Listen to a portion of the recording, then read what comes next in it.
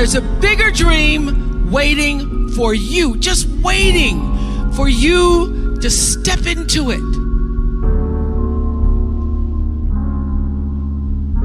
Everything you try to do is already done. So when I figured that out, what I'm putting out is what's coming back. Let me get real clear about what it is I'm putting out. Real clear. So I read a book about 1989 called Seed of the Soul. And in that book, Gary Zukav talked about the laws of karma, of the laws of cause and effect, the third law of motion. And in that book, he talked about how your intention is always one with the law. Meaning, before you even think about a thing, you have an intention for the thing. And that the intention is going to determine the outcome. That's why the same people can go to the same church service and somebody walk down the aisle just to be seen to put some money in the church, and somebody else who just goes and just has a little bit to offer. The intention with which you give, the intention with which you serve determines the outcome. So when I figured that out, I went, whoa. I changed everything I did on my show. I called in the producers and I said, from this day forward, I will no longer be speaking to the KKK. I will no longer be speaking to people who are fighting each other in a way that it is damaging to the character of myself and other people who watch. From this day forward, I am only going to do intentional television. So it is my intention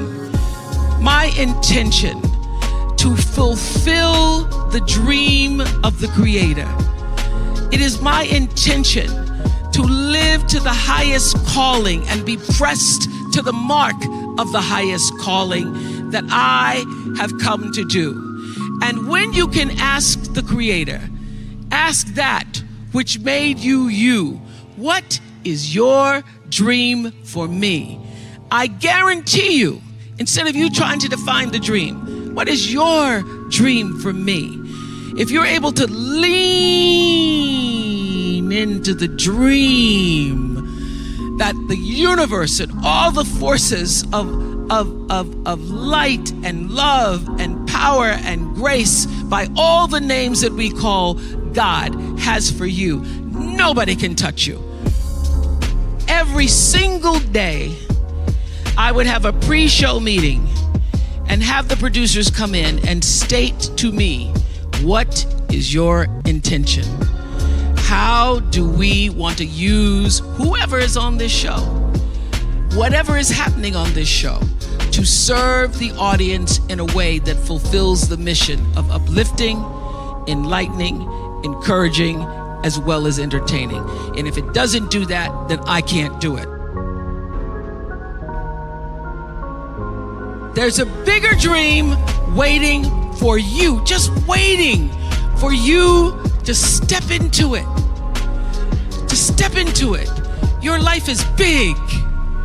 Your life is huge. And we spend so much time wanting to be in somebody else's life. And you don't get honored, you don't get revered, you don't get celebrating wanting what somebody else has, because that which created you, divine intelligence that dreamed you from before your ancestors ever knew they would become your ancestors, that which dreamed the seed of you, wants you to know how special, how wondrous, how mysterious, how complex, how glorious, how phenomenal you are. And you get no credit messing in somebody else's territory or trying to have power over something you have no control. Another one of my favorite teachings is The Wizard of Oz. When the Wicked Witch of the West says, go away from here because you don't have any power here, you have no power in any territory other than your own. Oh, but you are the master of that. You get to be the master of your own fate. You get to be the captain of your own soul. And if you just manage that, if you just took care of your territory, oh, the glorious, glorious, glorious, wondrous, wondrous opportunities and possibilities that are waiting for you. So the question is, what are you resisting?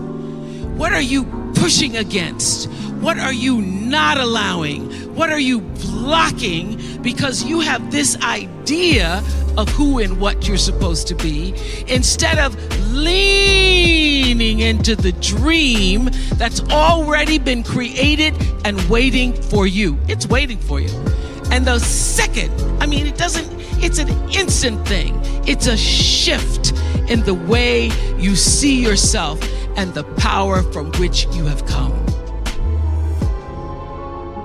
I went through some tough times after I left the Oprah show. I made a conscious decision that when I felt I had said all that I could say and the audience had heard it, that I would move on and that I would not spend my life regretting or trying to hold on to what used to be or hold on to what I had. So I dreamed this dream of starting a network. And in the beginning, it was a struggle. It was a struggle because honest to goodness, I did not know what I was doing. I was trying to figure it out. I thought that the Oprah show audience would follow us to OWN. And then I realized y'all didn't have cable.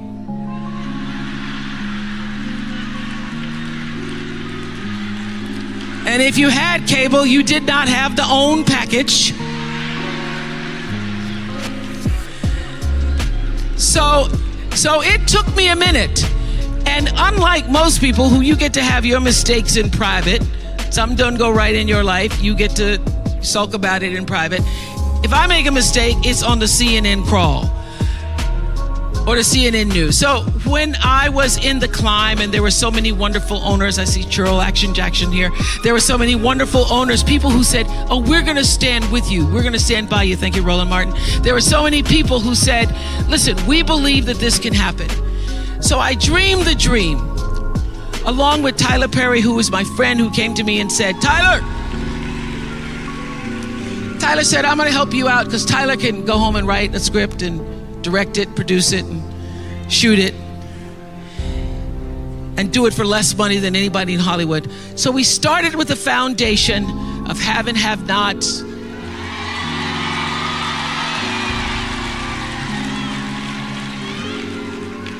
If loving you is wrong, love thy neighbor, Mama Hattie. And then I started to dream another dream about scripted television, because in the beginning I was told you couldn't do it. You couldn't do it, didn't have enough money to do it. And I dreamed the dream.